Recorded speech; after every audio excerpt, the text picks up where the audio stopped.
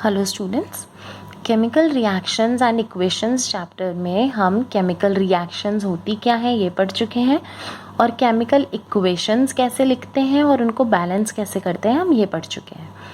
आज हम chemical reactions के टाइप्स देखेंगे।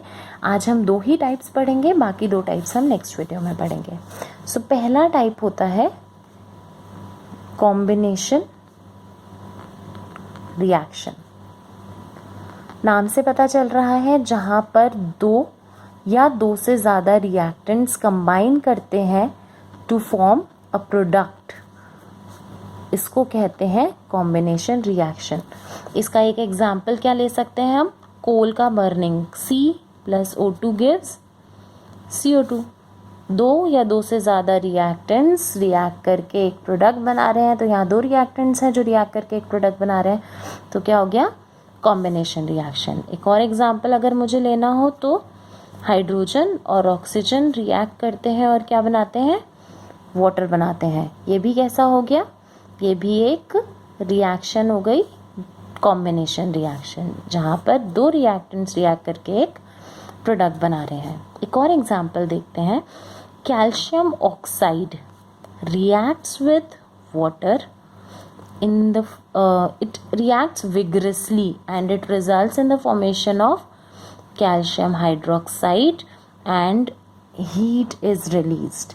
ठीक है, कैल्शियम ऑक्साइड मतलब कोई क्लाइम पानी के साथ रिएक्ट करके स्लेक्ड लाइम बना रहा है जिसको कैल्शियम हाइड्रोक्साइड कहते हैं और हीट प्रोड्यूस हो रही है। सो ऐसी रिएक्शंस जिनके अंदर हीट रिलीज होती है उनको कहा जाता है, क्योंकि हीट रिलीज हो रही है इसलिए ऐसी रिएक्शंस को कहते हैं एक्सोथर्मिक रिएक्शन। सो रिएक्शन का एक एग्जांपल तो मैंने ये देख लिया एक्सोथर्मिक रिएक्शन का। अगर मुझे और एग्जांपल्स देखने होंगे तो इसका एक और एग्जांपल क्या होता है? Burning of natural gas. ये भी किसका एग्जांपल है? एक्सोथर्मिक रिएक्शन का, जहाँ पर मीथेन रिएक्ट करता है in the presence of oxygen to form carbon dioxide, water and heat is released. Similarly respiration क्या है? respiration वो प्रोसेस है जिसमें जो हम फूड कंज्यूम करते हैं, ग्लूकोज मतलब C6H12O6 वो ऑक्सीजन की प्रेजेंस में कंप्लीटली ब्रेक डाउन होकर CO2 वाटर और एनर्जी रिलीज करता है। It is also an example of exothermic reaction. Respiration का वीडियो हमने बनाया हुआ है, मैं आपके साथ लिंक शेयर कर दूंगी, आप उसको एक बारी गो थ्रू कर सकते हैं। नेक्स्ट एग्जांपल है एक्सोथर्मिक रिएक्शन का decomposition of vegetable matter to form compost. ठीक है, हमने कंपोस्टिंग भी पढ़ा हुआ है। हमने कंपोस्टिंग पढ़ा था managing the garbage we produce our environment chapter में, मैं उसका भी लिंक शेयर कर दूंगी डिस्क्रिप्शन में। तो इस केस में भी हीट प्रोड्यूस होती है। सो ये तीनों एग्जाम्पल्स किसके हो गए? एक्सोथर्मिक रिएक्शन के। और ये वाला भी हमने देखा ही है, ये भी एक एक्सोथर्मिक रिएक्शन का एग्जाम्पल है। आई होप आपको कॉम्बिनेशन रिएक्शन क्लियर हो गया है। कॉम्बिनेशन रिएक्शन क्या हो गया? वो रिएक्शन जहाँ 2 या 2 से ज़्यादा रिएक्टेंट्स कंबाइन करते हैं, जुड़ते हैं और एक प्रोडक्ट बनाते हैं। So this is clear. इसमें एक केस हमने देखा जहाँ पर हीट प्रोड्यूस होता है, हीट प्रोड्यूस हो रहा है, तो ऐसी रिएक्शंस को हम क्या कहते हैं? Exothermic reaction.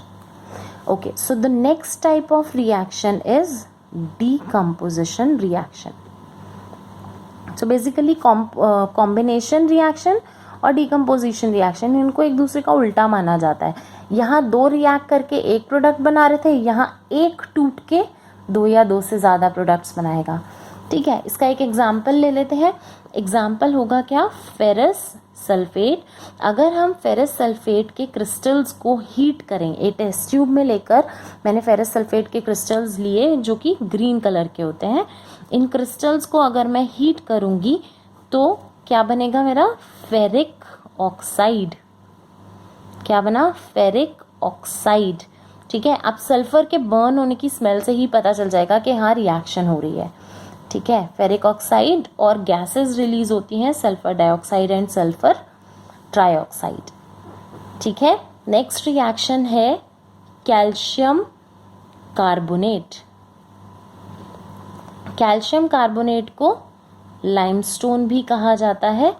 लाइमस्टोन को अगर मैं हीट करती हूँ तो कैल्शियम ऑक्साइड बनता है, जिसको लाइम या क्विक लाइम कहते हैं, जो हम ऊपर भी देख चुके हैं, और CO2 गैस रिलीज होती है। आपको पता है कि ये जो कैल्शियम ऑक्साइड है इसको सीमेंट मैन्युफैक्चर में यूज़ किया जाता है, ठीक है। तो वो रिएक्शंस जिनमें हीट की हेल्प से कोई भी रिएक्टेंट टूट रहा है, कोई भी रिएक्शन जो हीट के थ्रू कैरी आउट की जाती है, उसको कहा जाता है थर्मल डिकम्पोजिशन। कोई भी रिएक्शन मतलब कोई भी डिकम्पोजिशन रिएक्शन जो हीटिंग के थ्रू हो रही है, वो थर्मल डिकम्पोजिशन है, ठीक है। अभी मैं बताऊंगी कि इसको स्पेसिफिक नाम क्यों दिया गया है, ठीक है। अच्छा, अब एक और एग्जाम्पल लेते हैं हम। सिल्वर क्लोराइड, अगर मैं इसको सनलाइट की प्रेजेंस में रख दूं तो ये टूट कर क्या बनाएगा, सिल्वर एंड क्लोरीन।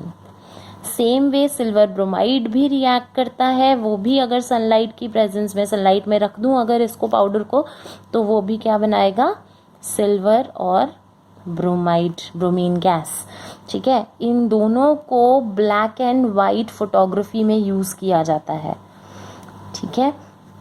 एक और रिएक्शन देख लेते हैं, lead nitrate, PbNO3 whole twice.